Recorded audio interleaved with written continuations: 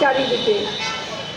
সবুজ একপালি জমির পাশে একচালা কুড়ে ঘরটার সামনে বসে কৃষক উপেন বড়ই যত্ন সহকারে একটা কাস্তে দিয়ে মাটি কোপাচ্ছে এবং চারা গাছ আপন মনেই কথা বলে চলেছে।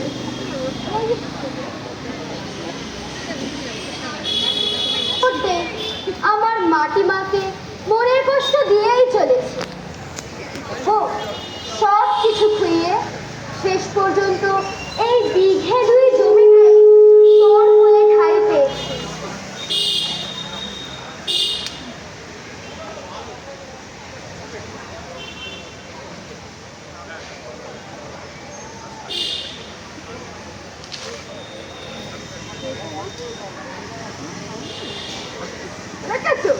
বেটা চাষি আপন মনে কি সব বিড় করেই চলেছে। দেখছি তো সবই মহাশয়, এসব ছোট লোকদের বেশি পাত্তা না দিয়ে একটা কিছু ব্যবস্থা করুন। চলুন বেটার সামনে গিয়ে একটু ভয় পাইয়ে দেওয়া যাক। কি হে উপেন, নিজের মনে মনে কি কথা বলছিস? মাথার ব্যামো ট্যামো হয়নি তো? তোর তো 3 কুলে কেউ নেই, বিয়ে খাওয়াও করিসনি, তাহলে এত কথা কিসেরা? বাবু কি আর বলবো বলুন, আমার মাটি মায়ের সঙ্গে দুঃখের কথা বলছিলাম। ঋণের দায় সবকিছুই তো গেছে, শুধু এইটুকু জমিতে যা ফসল ফলাই তার সামান্য দামটুকুও হাতে পাই না, এই আর কি। ও এই কথা, তা এই বিঘে 2 জমিটা রেখে কি করবি বল? ওটা আমার কাছে বেচে দে, ভালোই দাম দেব তোকে। না গো বাবু না, এই জমি আমার মা, আমার ভিটে মাটি, এই জমি আমি কিছুতেই বেচবো না। সে কি রে উপেন, আমার সুন্দর বাগানখানা দেখেছিস তো বেটা? তোর জমিটা কিনলে আমার বাগানটা দৈর্ঘ্যে ও প্রস্থে সমান হবে, দেখতে কত সুন্দর লাগবে বলতো? এটা তো আমার চাই রে বেটা। বাবু মশাই, মা লক্ষ্মী বসবাস করে আমার এই ভিটে মাটিতে, আমার 7 পুরুষের বাসস্থান এই জমিটা, এই জমিটুকু বেচে আমি কিছুতেই লক্ষ্মী ফেরাতে পারবো না বাবু। বেটা চাষি হয়েও খুব কথা বলতে শিখেছিস, তাই না? বাবু মশাই, ও বেটা চাষি হলে কি হবে? বুদ্ধিতে ধুরন্ধর, কথায় যেন কই করছে। আপনি হলেন এই অঞ্চলের জমিদার, এই অঞ্চলের সর্বময় মালিক, তাহলে ওই 2 বিঘের মালিক এ বেটা হলো কি হবে? হ্যাঁ, তুমি থামো তো, এত কথা কিসের? উপেন, ভালো কথাই বললাম, শুনলি না তো? এবার তাহলে বলি শোন, জমি বেচবি কি না সেটা আমার ইচ্ছের ওপর নির্ভর করছে। চাষির বেটা মুখে আবার বড় বড় বলে, ওহে পেয়াদার হাতে খাতা পাঠাচ্ছি, তোমরা ওকে গিয়ে টিপসই করিয়ে নিও। আসুন।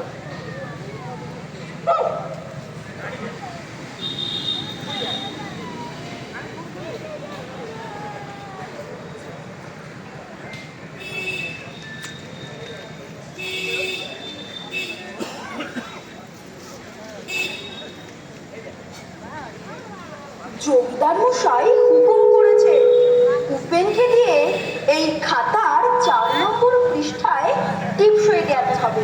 হ্যাঁ, খাওয়া দাওয়া। এই বেটা উপেন, তাড়াতাড়ি টিপসই দে। আপনারা আমার হাতে মারবেন না, আমার মাথা গোজার ঠাইটা কেড়ে নেবেন না, দয়া করুন বাবুরা, দয়া করুন।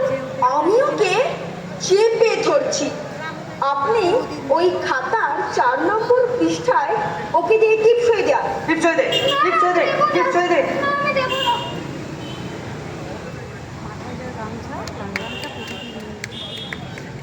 ও হ্যাঁ হ্যাঁ, এইবার কিনেছে, কেনা কেনা লাগবে।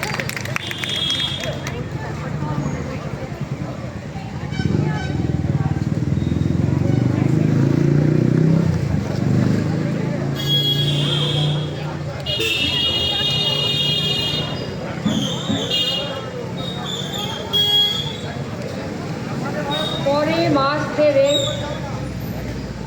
ভিটে মাটি ছেড়ে বাহির হইল পথে,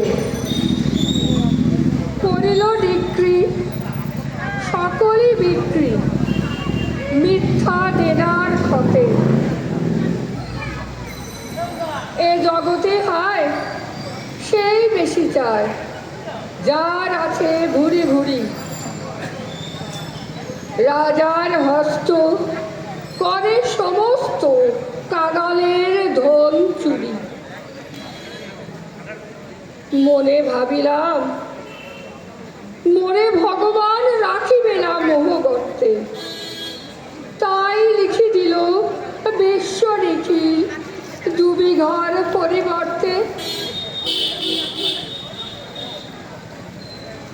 সন্ন্যাসী বেশে ফিরি দেশে দেশে, হইয়া সাধুর শিষ্য কত হেরিলাম মনোহর ধাম, কত মনোরম দৃশ্য। ভূধরে সাগরে বেদন নগরে যখন যেখানে ভ্রমি,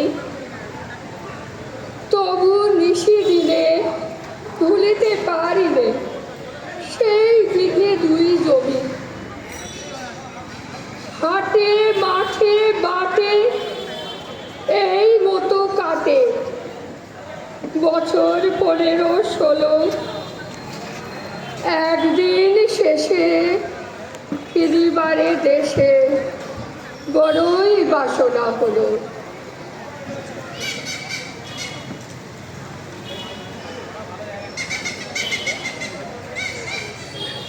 গ্রাম ছাড়া ওই রাঙা মাটির পর আমার মন ভুলায় রে। গ্রাম ছাড়া ওই রাঙা মাটির পর আমার মন ভুলায় রে। ওরে কার পানে মন হাত বাড়িয়ে, ওরে কার পানে মন হাত বাড়িয়ে লুটিয়ে যায় ভুলায় রে। আমার মন ভুলায় রে। গ্রাম ছাড়া ওই রাঙা মাটির পর আমার মন ভুলায় রে।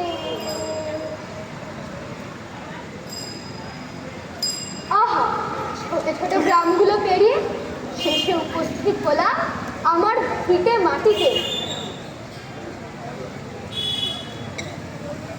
কিন্তু একই আমার লক্ষ্মী মা আজ বদলে গেছে। ধনির আদরে সুন্দর বাগানে বদলে গেছিস মা আমার। কিন্তু যাই বলিস মা, তুই ছিলিস কল্যাণময়ী লক্ষ্মীর অন্নদাত্রী। এখন তুই হয়েছিস ধনী জমিদারের দাসী। ও মা, সবকিছু পাল্টালেও আমার প্রিয় আম গাছটা যেন আমার হাতছানি দিয়ে ডাকছে।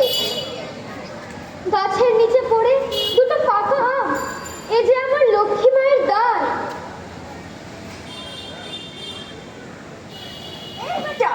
এই বেটা চোর, চুপি চুপি বাগানে ঢুকে আম চুরি করে খাচ্ছিস। চল তোকে ধরে নিয়ে যাই বাবু মশার কাছে।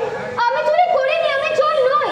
এটা তো আমারই বাগান, আমারই আম গাছে দুটো আম পড়েছিল মাটিতে, আমি কুড়িয়ে নিয়েছি। চাপড়াও, বেশি কথা নয়, চুপচাপ চল আমার সঙ্গে। না চল, যাবো না। না আমি যাবো না। না আমি যাবো না। চল। না আমি যাবো না। চল না, আমি যাবো না।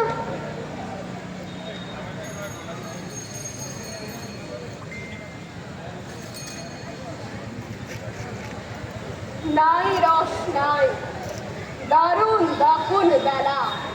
খেলো খেলো তব নীরব ভৈরব খেলা। যদি ঝরে পড়ে পড়ুক পাতা, লাল হয়ে যাক মালা গাঁথা। থাক জনহীন পথে পথে মরিচিকা জাল খেলা। বাবু মশাই, চাষিগুলোর কাছ থেকে খাজনা আদায় করতে পেরে বেশ খুশি হয়েছেন মনে হচ্ছে, তাই না? কতকটা ঠিকই বলেছ, তবু এখনো তো কয়েকটা বাকি রয়ে গেল। শীঘ্রই ওদের কাছ থেকে খাজনা আদায় করার ব্যবস্থা করতে হবে। অবশ্যই করতে হবে। ওদের স্পর্ধা দিনের পর দিন বেড়েই চলেছে।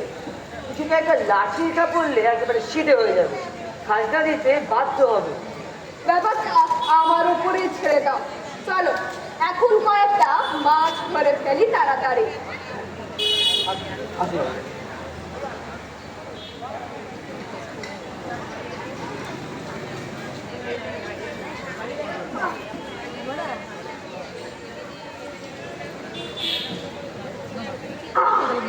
দেখি কিছুই তো উঠলো না। দাঁড়াও, এবার উঠবে।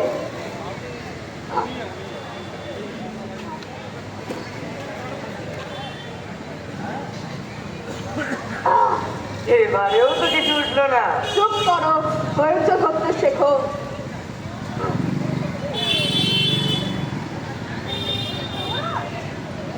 এই ব্যাটা চুপি চুপি বাগানে ঢুকে আম চুরি করে খেতে যাচ্ছিল। বামাল সমেত ধরে ফেলেছি হাতে নাতে। এত বড় স্পর্ধা! আমার সুন্দর বাগানে এ ধরনের অবাঞ্ছিত লোকজন প্রবেশ করে কি করে? তুমি কেমন পাহারা দাও যে অনুপ্রবেশকারীরা সুযোগ পেয়ে যায়? কি ভয়ঙ্কর ব্যাপার! স্বামী শখের বাগানে অবাঞ্ছিত অনুপ্রবেশ! না, এ সহ্য করা যায় না। ঘোর অন্যায়, ঘোর অন্যায়। এর অবশ্যই একটা দৃষ্টান্তমূলক শাস্তি হওয়া উচিত। এক্ষুনি এর যথাযথ বিহিত করতে হবে। বেয়াদা, তোমাকেও কাজে অবহেলার জন্য জরিমানা করা হলো। প্রথমে বেটা চোরকে কারাগারে বন্দি করে উত্তম মধ্যম দেওয়ার ব্যবস্থা করো। বেটা সাধু সেজেছে বটে, সাধুর বেশি যে অতিশয় চোর তা তার কাজেই প্রমাণ করে দিয়েছে। আগে হ্যাঁ মহারাজ, আমি এক্ষুনি করছি। আমার কোনো দোষ নেই, আমায় ছেড়ে দাও। এটাই কি ছিল আমার কপালের লিখন? আমার সব কিছু লুটে নিয়ে তুমি মহারাজ সাধু বলে আজ আমি আজ চোর বটে। সুন্দরের বন্ধন নিষ্ঠুরের হাতে ঘুচাবে কে? নিঃসহায়ের অশ্রুবাণী পীড়িতের চোখে মোছাবে কে? কে? সুন্দরের বন্ধন নিষ্ঠুরের হাতে ঘুচাবে কে?